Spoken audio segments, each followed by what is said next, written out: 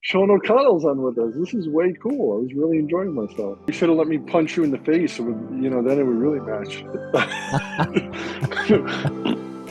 I wanted to ask you, did you get your test back? The results? I did.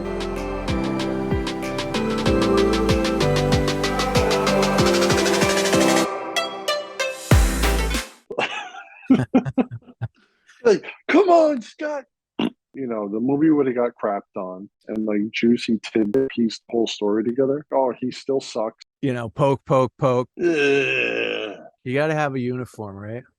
Yeah. Hey, guess what? I ordered a case of long boxes. Super. But I had stacks of stuff everywhere, and they're just like all over the floor. Yes. Yeah. And you're paranoid, you're damaging them and stuff. So one of the things I did was I was going around and I was collecting the various stacks of comics wherever they were. So I probably have like almost 2 long boxes of singles now. That's awesome. I had no idea. Yeah. And one of the things it made me think of it, you were talking about Chris Claremont, Bishop. I was like, oh, X-Men with a Bishop. And it looked like it might be his introduction or like, I didn't know I had that. So I got to go back and dig through and find that and see. You guys. That's cool, man. I remember I had Bishop #1, and it had Bishop. I think it was like the letters of his name were like gold, like gold, right. gold foiled. The gimmick. And I was like, yeah, and it was like, oh man, I'm gonna save this thing. I gotta get it. It's #1, and it's like, like #1, his first series, on the cover. So I was like a sucker when I was a kid. I was like, well, I was too. I think I had #1 Dazzler, and I had #1 Godzilla, and #1 Rom, #1 Micronauts, #1 She-Hulk, which probably is worth. Yeah, Marvel was just dropping stuff like crazy, and most of it Shogun Warriors. I had Shogun Warriors #1. I mean, just all this junk. Every month there was a new #1 coming out at that period of time. Yes.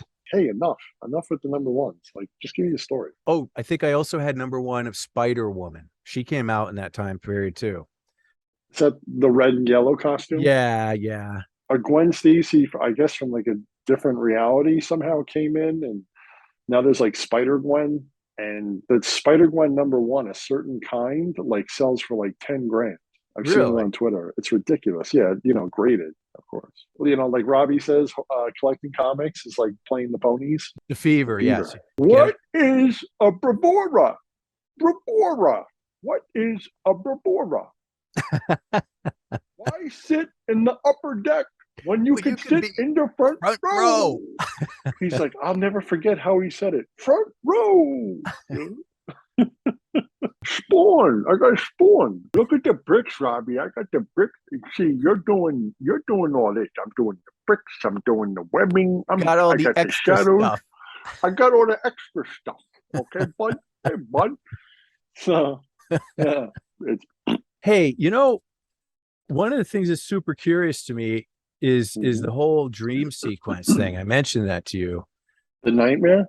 The nightmare. And now there was it. That's like huge. They sell toys of Batman. They sell statues of Batman in the nightmare gear. This was like, I was so, because we had that giant ship in the background with like the flames like sucking up.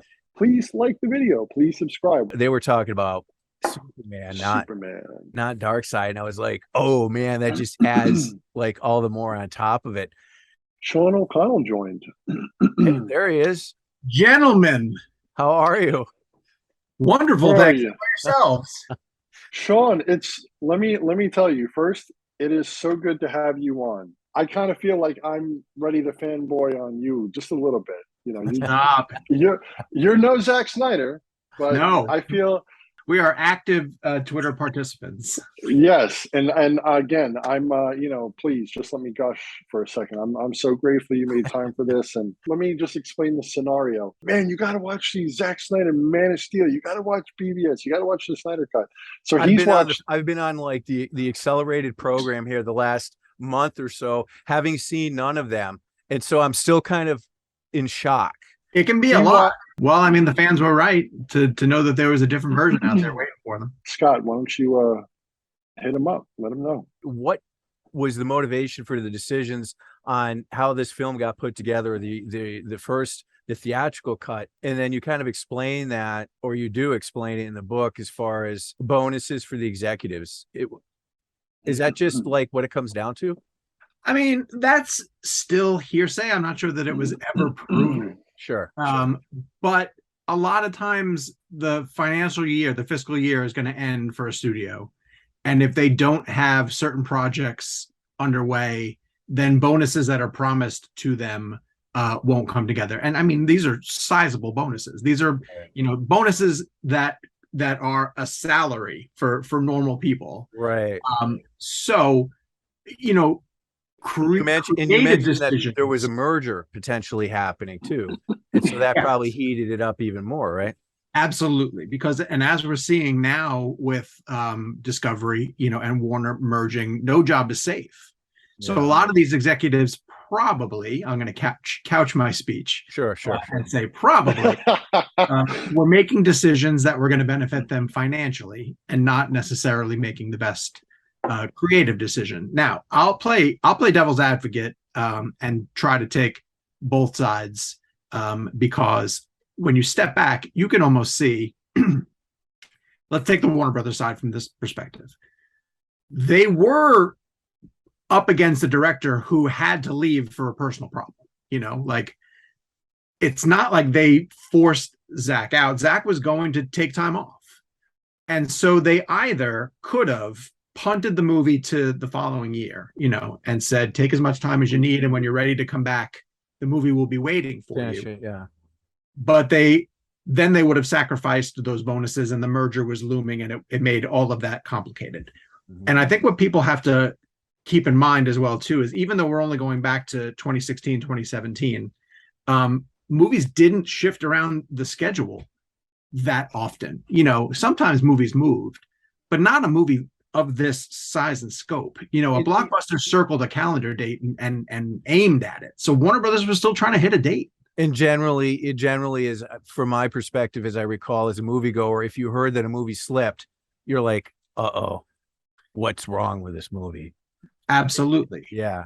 So these are all moving pieces that when Zach was leaving his Justice League and Warner Brothers was trying to figure out what to do, those moving pieces weren't as common. And so I think that a little bit factors into their decisions as well, too. They just felt like they needed to continue to hit their release date. What about the significant difference in the messaging when Whedon came on versus the delivery of what they gave? Like, he's just in here to polish things off. Right. And then we get the theatrical cut, which is a lot more than, or a lot less than a polish. What went on there? My best guess would be, because they had to know that it was a significant difference, that they just hoped that they could get a strong enough opening weekend that people would come to see what had come about from it. And I don't think that they anticipated how passionate that fan base was going to be. Most certainly. I think they thought they were good. I honestly believe that they thought that they were just going to get away with it. Okay. That they were going to put out a movie that would be passable, and that they wouldn't have to deal with the ramifications. They're still dealing with the ramifications of it, which is ridiculous, which is so crazy, because if the movie was by using just, star ratings, if it was like 1 star better, then maybe half of the fan base would have been like, all right, it wasn't great, but I understand what happened. We lost a director. It was for a family tragedy. They brought in a replacement. That person worked under the gun. But then it ended up being as awful as it was. And that immediately, I think, turned the diehard fans into the internet sleuths of just like combing over the old trailers and the footage that was shown, and where was this and where was that, and how come this looks different, and those pieces. It became like the Zapruder film, like it analyzed. Well said. In ways that no one even people were talking about Ben Affleck's hairline in what were clearly reshoots. And that was just, I think also that was unheard of. It was unprecedented the way that theatrical cut got put under the magnifying glass so that fans could try to figure out what happened. You speak to something that I thought of as I was reading your book. I totally felt like this whole arc was a product of the internet and also partially or more of in addition also the pandemic. Like without those two things, there would be no Snyder Cut. Instead of doing another theatrical release, we can create this product and then put it on HBO Max. Absolutely. Yes. I believe it was a converging of reality, essentially, of threads happening where, yes, we were in a pandemic.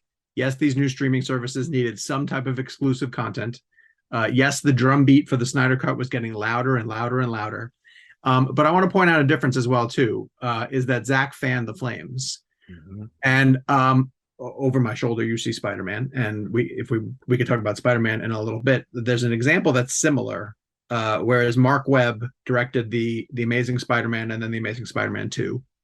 And the Amazing Spider-Man 2 was also a studio, butcher project, essentially, where they tried to build a universe up in one movie. But the difference is that Mark doesn't spend as much time as Zach did pointing out to his very passionate fans that there's a different cut out there. Zach kept the narrative going. Zach never moved on. Zach stayed on it, and I think that's a huge difference also. See, now, having said that, in order to do it like that, I mean, he had to have, besides just the zeal of wanting fans to see his cut, there had to be some sort of deep, maybe like deep intrigue. Mm-hmm. And so that's more than just, I want you to see my movie. It seems personal, as in something was done to him behind the scenes. Well, and I don't know this for sure, but I'll mm-hmm. speak from my own point of view. Sure.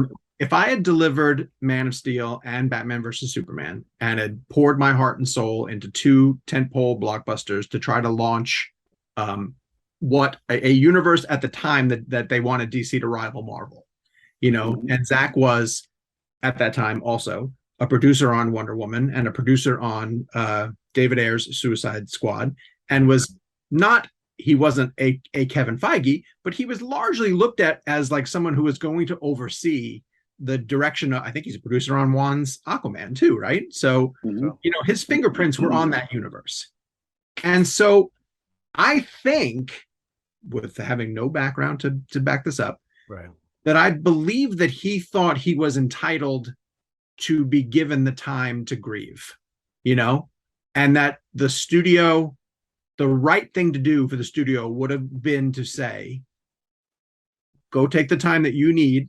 We appreciate what you've done for us. We'll wait.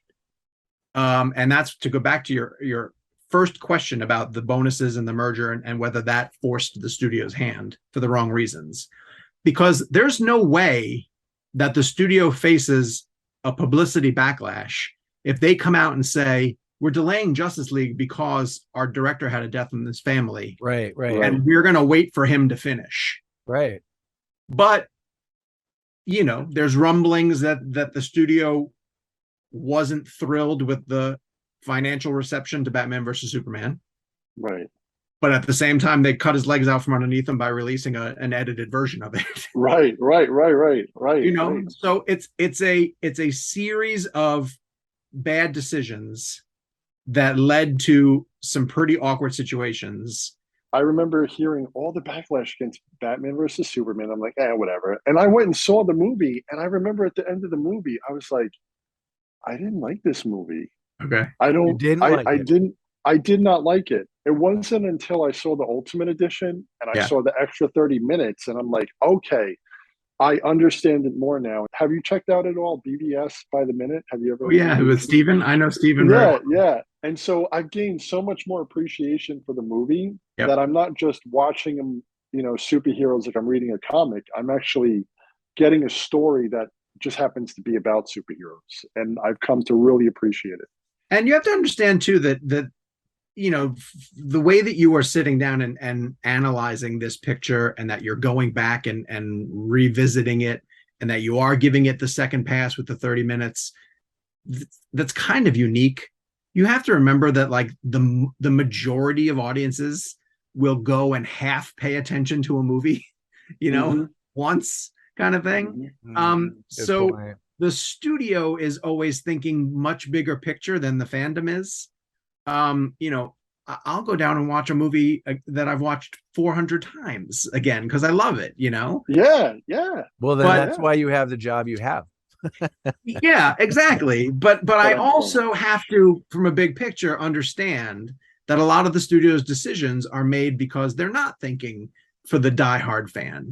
And in a way, they almost kind of make a decision thinking like, whether it's fair or not, well, we got you already. You're going to come and watch. True, you're going to see the new superhero movie. So how do we appeal to the people who are casual fans, and what are they turning out for? Yeah, good point. I made a note as I was reading on page 53. You were talking about the underwhelming response by the studio to BVS.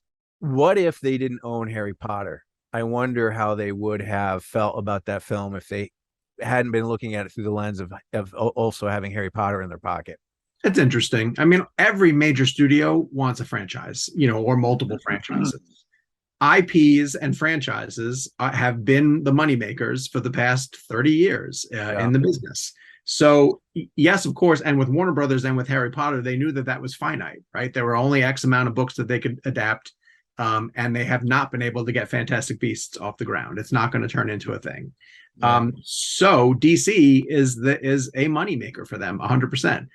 Also, the pendulum was swinging away from, because we had done 3 Nolan films, which were deemed uber serious, you know, and an adult treatment of comic book materials. Since then, Marvel was taking the baton and going in a different direction. And whether that's fair or not, Zach ended up in that sort of realm where he was trying to a little bit continue the tone of Nolan's ones and still treat the material far more seriously. And Marvel was like, we're going to have fun. You know, here are the Guardians of the Galaxy, and here's a funny Thor. And here Zach is going for Ayn Rand, you know, and really trying to dig into the philosophy that goes behind this stuff. And I think you're 100% right. The audience didn't want it. They didn't necessarily want it. So it's found its audience. And I think that's yes. Great. But yes. Now, speaking of that, I feel like what they're doing now, Marvel is so ripe for the picking, because personally, I haven't enjoyed, since Endgame, I haven't really enjoyed their offerings, even on Disney Plus. I feel like they're way too tuned, you know, like one way. I feel like with this whole thing with Zaslav, he can just hit them with a gut punch and be like, no, this is what we're doing. I think people are going to be more receptive to more of that serious tone now compared to Marvel going jokey, jokey, jokey. Okay, but what is it going to be? It still has to be a product that attracts people. Right. Maybe it is this Flash movie. Maybe the Flash movie works as well as people are saying behind the scenes. I think he could carry. I think he could carry a series of films if they treat him the way they treated him in Justice League. Just to me, you know, I think I would agree. He bridges it. Maybe he's the bridge between the heavier and the lighter without getting stupid, you know, without crossing totally into the Marvel kind of a thing with it. I'm so into David Zaslav. I am so excited for what this guy's strategy is. And I told Scott, I said, I'll throw a one-man Batfleck party. You know, if I hear Ben Affleck's going to be in more movies besides this and Aquaman, I'm so excited. Well, he inherited a broken slate. You know, he inherited a train that's moved. The thing is, that train is moving at 100 miles an hour. So it's really hard to make changes, you know, because there's X amount of projects that DC loves to announce, you know, and you even forget half of them. And then you're like, oh, right, that's right. They even talked about doing that, you know. So I don't envy his position, and he's going to have to make some bold, you know, and what some people might view as controversial decisions, like scrapping the Batgirl movie. But they really need to have a core of characters in place that they can build around. As a guy who covers this stuff, like, what does it do to you? How does it make you feel? I need to hear more. I need to hear some more concrete plans. The immediate future right now only promises a Flash movie that we have no clue it's what it's going to be.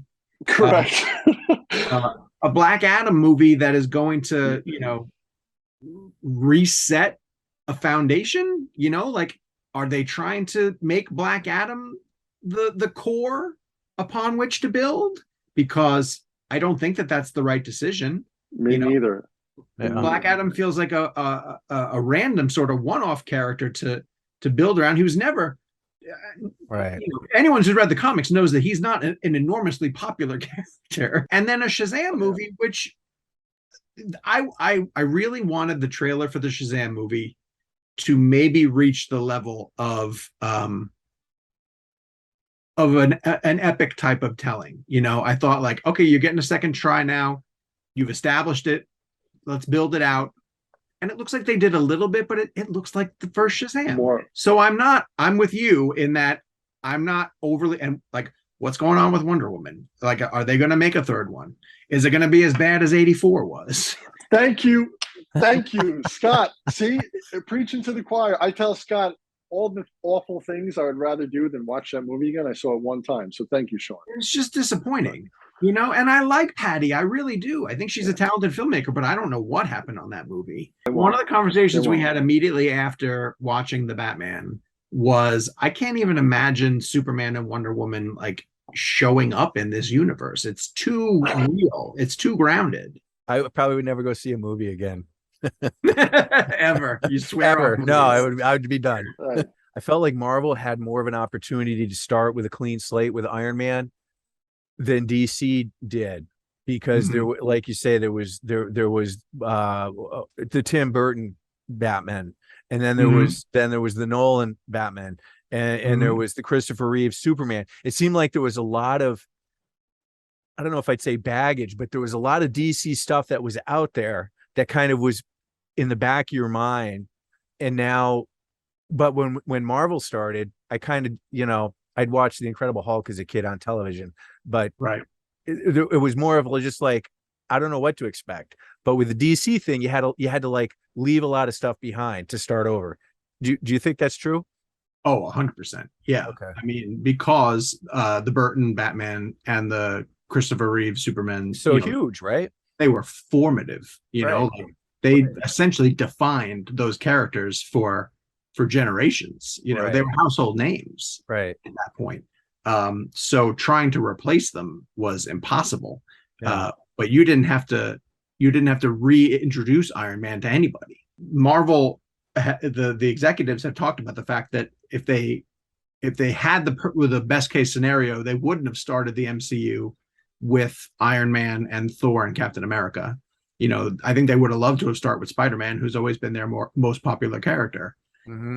But just by luck, they didn't have rights to the character. But now, by design, Zack made a more somber and a more mature superhero movie. It was his intention. Right. There's a memorial to a dead Robin in his Batcave. Like, so awesome, dude. I'm an old school DC fan. Yeah, no, it's that great. Was like, yeah. Oh, it's goosebumps, right? Oh, definitely. But again, to go back to what we talked about earlier, that 85% of the audience that's going to just turn their mind off, and eat popcorn and watch a superhero movie. And you're getting, and even if you just look at the color palette that Zack goes after, it's more muted. Yeah. The main confrontation between Batman and Superman is in a rain-soaked, nighttime rooftop area. Yeah. It's not, and then again to emphasize, across the street, Marvel is inviting everybody to a party. It was executives across the board at Warner Brothers who were not happy with the direction where the DC movies were going. But no, I wasn't as familiar with Jeff Johns because I also grew up reading Marvel. The thing that I read when I got back around into getting into DC was, did Tom King write The Court of Owls, that whole stretch? No, that was Scott Snyder. Scott Snyder? That story was phenomenal. Just an aside, there it is. Woo! Like Rick Love it. I love it. Thank you, sir. Scott, no, thank you. Scott had a mustache, right? So at the beginning, before I still do, but I'm doing the CGI thing. Yeah. He's like, I'm doing the Whedon mustache. I said, no, I have to punch you in the face. Punch you in the face to mess it up, and then you'd be doing the Whedon mustache. Scott and I really enjoyed the Spider-Man No Way Home. We went and saw that together. I'm going tomorrow night, but they're putting 11 minutes of footage back in, which I think is insignificant. I don't think it's a lot of stuff. And so he didn't tell me, and we go in and we're sitting there and we're talking, and the trailers are on. And all of a sudden, one of the trailers is like, and I'm like, whoa, what is going on? Is it called Screen X? Screen X. Yes, very good. Yes, and it was good. That was a good movie for Screen X. I think this was really serendipitous. This was really serendipitous. Check it out. So Brian, it's like, we're gonna do this thing. Sean has agreed to come and be with us, and so here's his book. And so I order this, and I think it was Better World Books. So I get it from Better World Books, and I'm like, oh cool, it came in. I'm gonna have time to read it, and I get it, and I open it, and it's signed already. It's signed by you, and someone returned it. Read it. It says Aunt Helen and Bob. Hey, what, she returned it? You're kidding me. It says, enjoy this book. I know it's about superheroes, but it's also about fans from all over the globe coming together, forming a family, which is fun. Love, Sean. What are the chances? That's outstanding. No, keep that in, please. That's okay.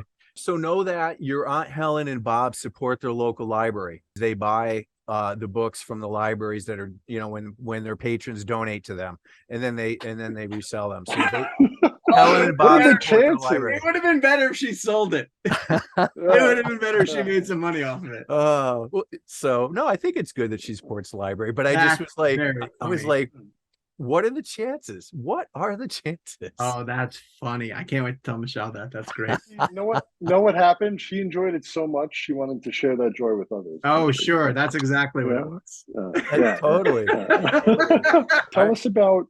Tell us what sparked your want to for the Spider-Man book, because Spider-Man is my main character. Like it amuses me that my first book is a DC book, because I was never a DC guy. My passion, my fascination is in Spider-Man, and I've loved Spider-Man.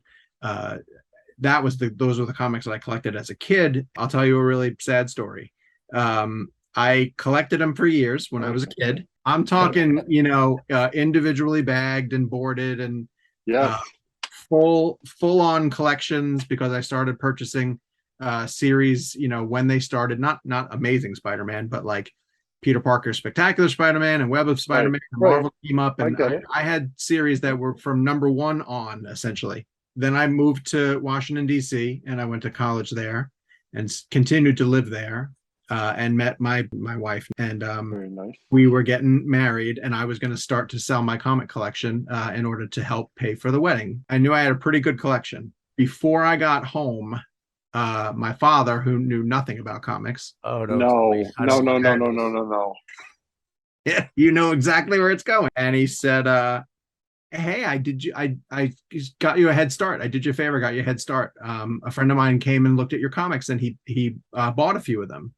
And I was like, what do you mean? What do you mean he bought a few of them? And this guy knew exactly what he was doing, and he knew exactly which ones to go for. And all the keys. He plucked every valuable, first symbiote appearance, Gwen Stacy. I literally brought it back to the shop where I had been buying comics my entire life. And the guy starts flipping through them, and he stops, and then he goes over to another box, and he's flipping through it, and he looks up and he goes, where is everything, dude? I know. And so I got, but your dad got $50 for those, though. if that, I can't even imagine. The publishers asked me if I had any follow-up ideas. I basically started to workshop an idea about the Spider-Man movies, and just the telling of what all the work that went into putting his movies together.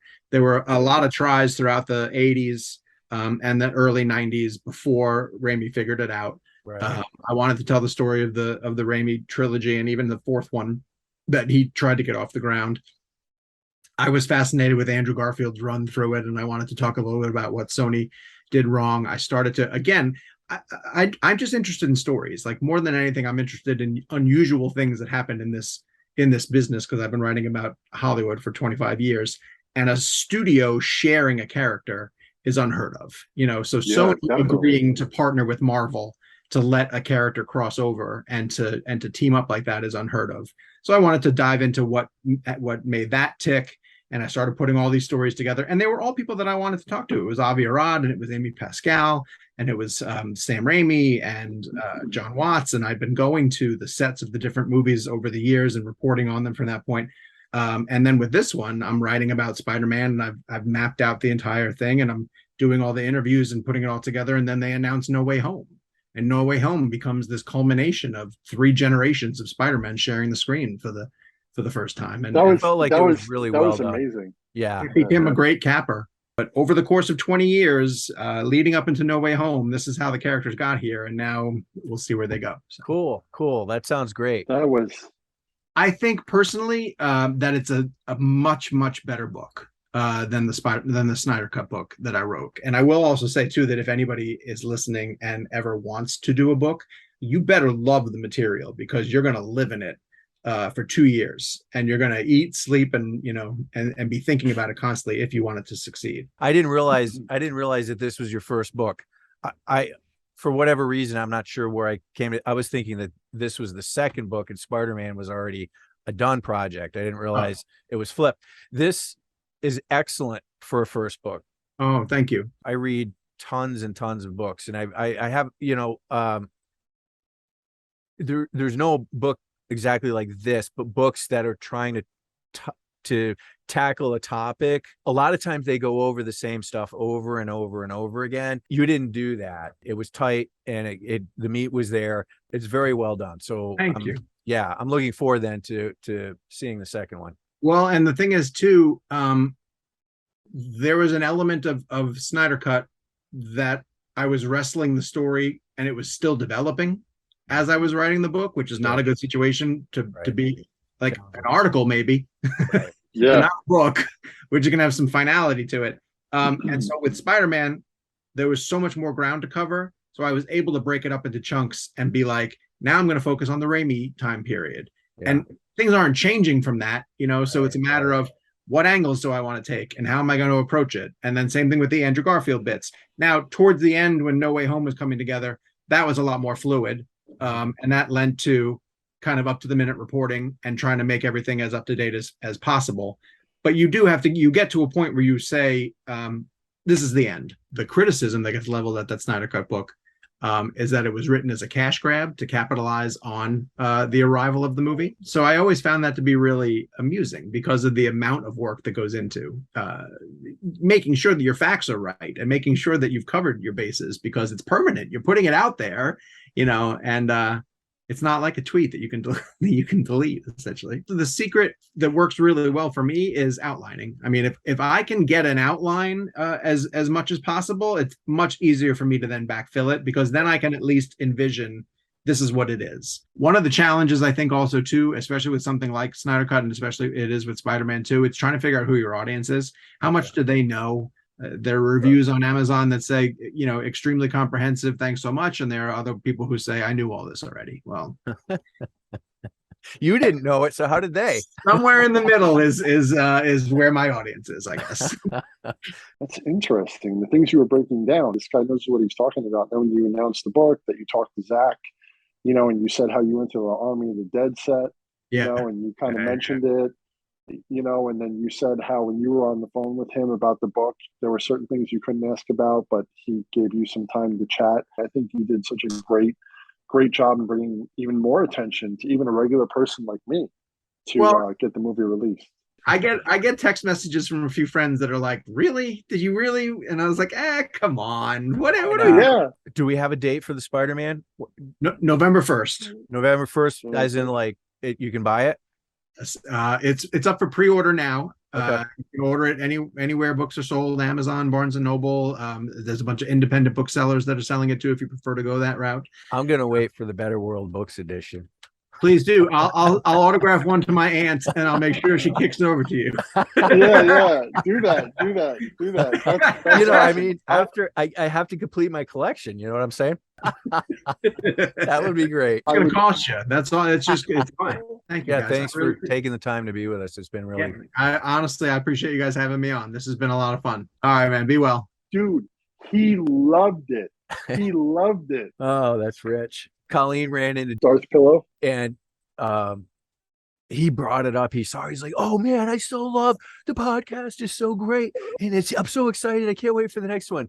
And then her doctor was like, your husband has a podcast? And he was like, oh, that is so cool. You know, and he's like, oh, that's so great. When you're out in the parking lot, put a sticker on everyone's car. Yes. Sheehan is dead. Dead. Comics. That's right. Sheehan is dead. Comics. It's 4 words. Sheehan is dead. Dead. He's definitely dead. You got. Super. We're gonna have fun with Omar too. Omar. Yeah. In October though, he's coming out. Yeah, which is great. And I love how passionate he still is when he talks about it. Well, that's why it's not like right. But I mean, I'm not Sheehan. I'm not Sheehan. As a matter of fact, I'm definitely not Sheehan. You know, I wanted to ask you, did you get your test back? The results? I did. And thankfully, I am Sheehan negative. Sheehan negative. So we're both Sheehan negative. Does that mean next time we have to wear masks? Only if we're together. But we got to tell everybody, please, if you enjoyed this interview, if you're enjoying our content, if you go back and watch our other videos, please like the video. Please subscribe. We just want to see that people like the enthusiasm that we're sharing. That's all. Like, yes. Help other people to see it. Yes. Please subscribe, smash it, and make the algo love us.